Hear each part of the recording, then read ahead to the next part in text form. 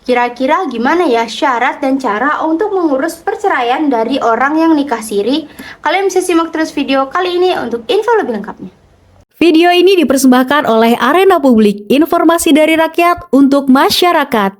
Halo semuanya, ketemu lagi di Arena Publik. Jadi di video kali ini kita akan bahas tentang gimana sih cara untuk mengurus cerai bagi yang nikah siri. Nah teman-teman, perlu diketahui untuk urus perceraian nikah siri di Dinas Kependudukan dan Pencatatan Sipil itu punya prosedur yang beda dan lebih kompleks dibandingkan perceraian untuk perkawinan yang tercatat negara.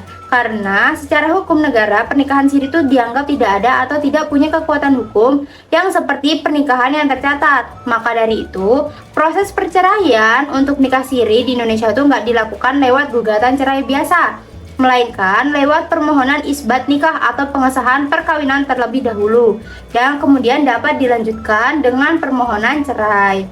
Nah teman-teman, kalian harus, kalau mau cerai, kalian harus siapkan dulu isbat nikah atau pengesahan perkawinan. Ini adalah langkah wajib pertama. Tanpa isbat nikah, pengadilan agama tidak dapat memproses perceraian karena pernikahan siri itu dianggap tidak terdaftar secara agama.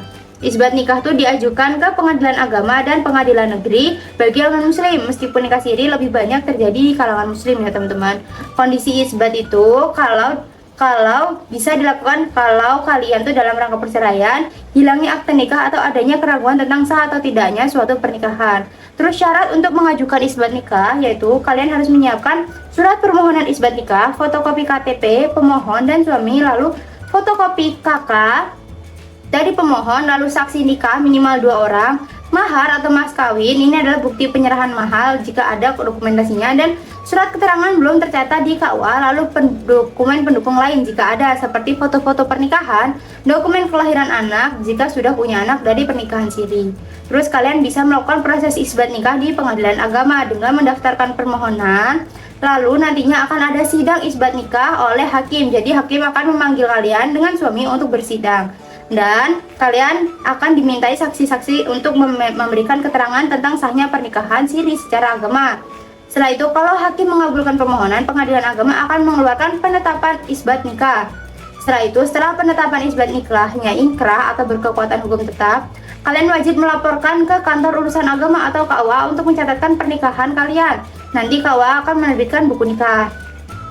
Nah, setelah kalian dapat buku nikah dari hasil proses isbat nikah seperti ini teman-teman, buku nikahnya, kalian bisa melakukan atau mengajukan gugatan cerai, yaitu kalian menyiapkan dulu surat gugatan cerai, buku nikah asli dan fotokopi, lalu KTP asli dan fotokopi, KK asli dan fotokopi, akte kelahiran anak asli dan fotokopi, lalu saksi-saksi minimal 2 orang tadi teman-teman. Selanjutnya, kalian bisa melakukan proses gugatan cerai di pengadilan agama. Kalian daftarkan dulu gugatannya ke pengadilan agama, nanti kalian akan diminta untuk melakukan sidang mediasi lagi. Ini adalah sidang pertama. Nanti di proses persidangan, kalau mediasinya gagal, sidang akan dilanjutkan dengan pembacaan gugatan, jawaban, replik, duplik, pembuktian atau bukti surat dan saksi hingga kesimpulan. Setelah itu, hakim akan menjatuhkan putusan cerai. Setelah putusannya inkrah atau berkekuatan hukum tetap, kalian bisa mengajukan permohonan penerbitan akte cerai dari pengadilan agama. Akte cerai ini akan jadi bukti sah bahwa kalian telah bercerai secara hukum negara. Gitu teman-teman, semoga video kali ini bermanfaat.